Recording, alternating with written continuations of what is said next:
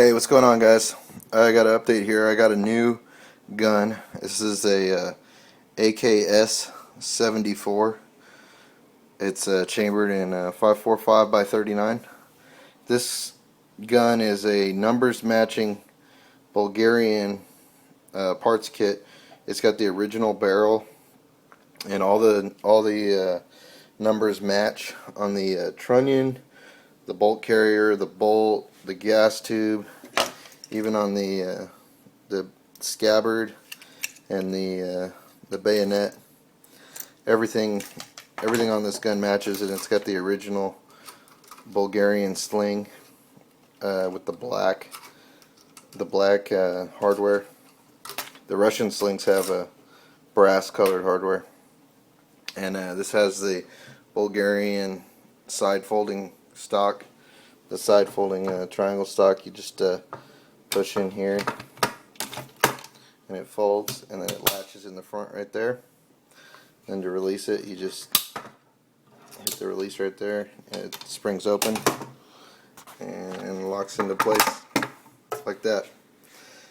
So it's a really cool gun. The only thing it really doesn't have is it doesn't have the side mount for optics, which that would be a AKS-74N. The N, I think, is for night vision, or it could be because of the night vision scopes that they mounted on here. I'm not 100% sure on that. But this, so that's why this is just AKS-74. But I don't have any optics for a side rail anyway, so, you know, if I had those, maybe, maybe I would care more.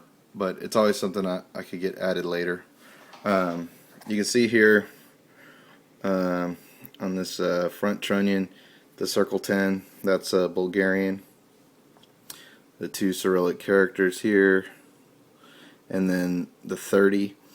The 30 would correspond to the year 1990, so that's when this rifle was originally made. Of course, it was demilled into a parts kit and built up on a U.S. receiver. This receiver is an Armory USA receiver. They're made in Houston, Texas. And the company's no longer in business. They sold out to Elk River Die and Tool, and I don't think that they're still making receivers. But either way, you can't get Armory USA receivers anymore. It's a pretty good receiver. These receivers were really top of the line when they first came out, but now like Nodak Spud makes a better receiver, and these dimples are they're kind of shallow compared to the Nodak one that I have on my other AK-74. And also this gun was refinished with a KG gun coat, which is my favorite. It's my favorite firearms finish, and it really matches the original, Soviet finish on the guns. What else can we talk about? I'm gonna flip it over here.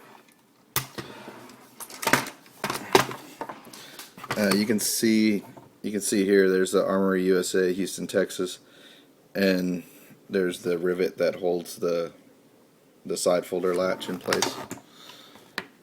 And it's got a K-Var plum furniture, or no, it's not plum. This is just K-Var black U.S. furniture, and it had a Tapco G2 trigger, and I didn't like it. I don't like it was one of the older Tapco triggers, and when you're shooting and you're releasing, the Tapco triggers, I think they have too short of a reset, which is good if you want to bump fire, but I think it's a little bit dangerous, so I swapped it out. This is a Texas AK triggers.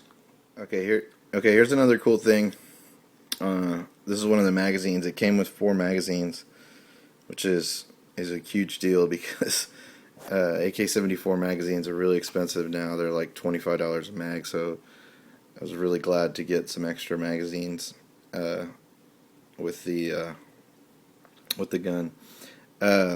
This is a Bulgarian Circle 10, and it's got this kind of carving in here, or trench art done by a soldier.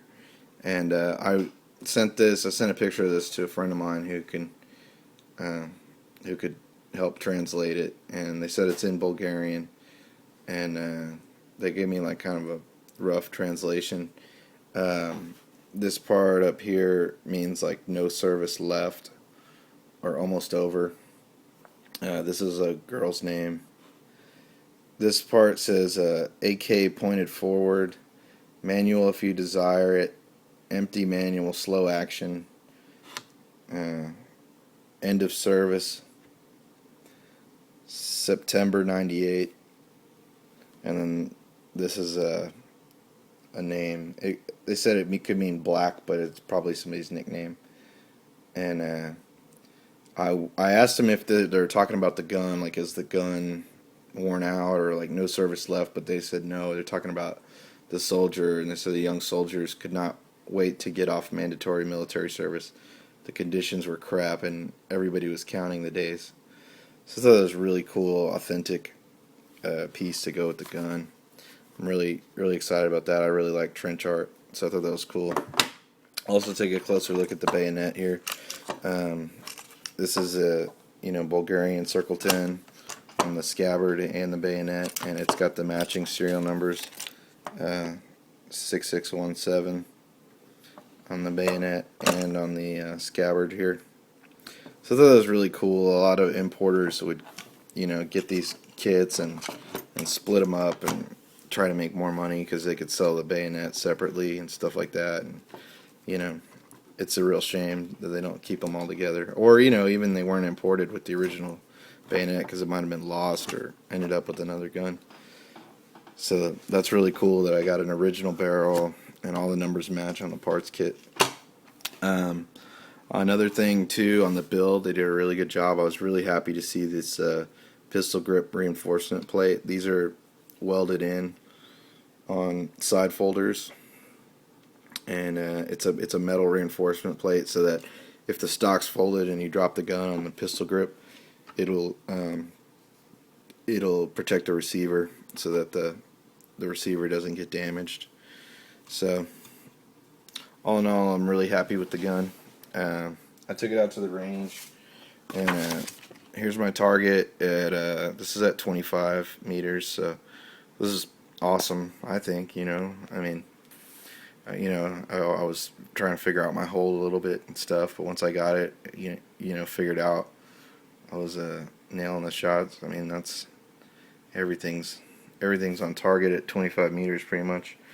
And I did shoot it out to 100, and it was shooting a little bit right, at 100. But once I figured out my hold, I was on paper. So, I mean, you can't really see a whole lot at 100 yards. The front sight post is bigger than the whole paper, but I'm really pleased with the accuracy. Obviously, there's no keyholing.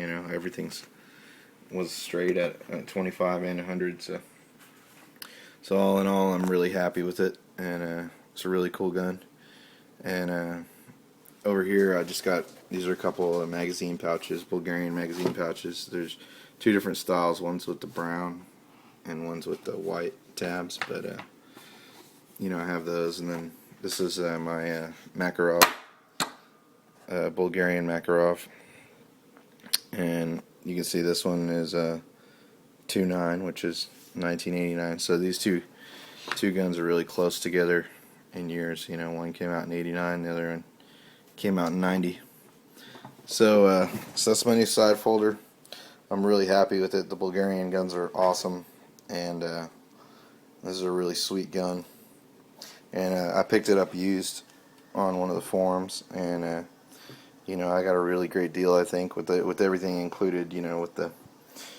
With the bayonet, which I would have probably spent another $35 getting, and 4 magazines, which I would have spent another $100 getting those. So I really feel like I got a good deal on the whole package. So if you guys have any questions, let me know. Oh, one more thing, I'd never shot a gun with a side folder before, and I really love it. It has a great cheek weld. It puts your cheek a little bit higher, I think, than the standard wood stock.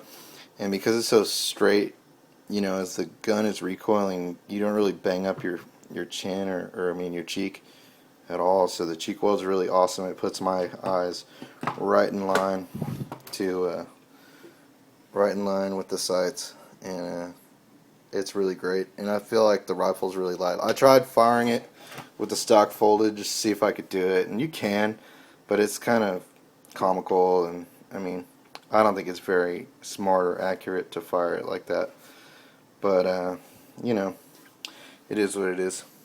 So if you guys have any questions, just hit me up in the comments, and thanks for watching. Bye.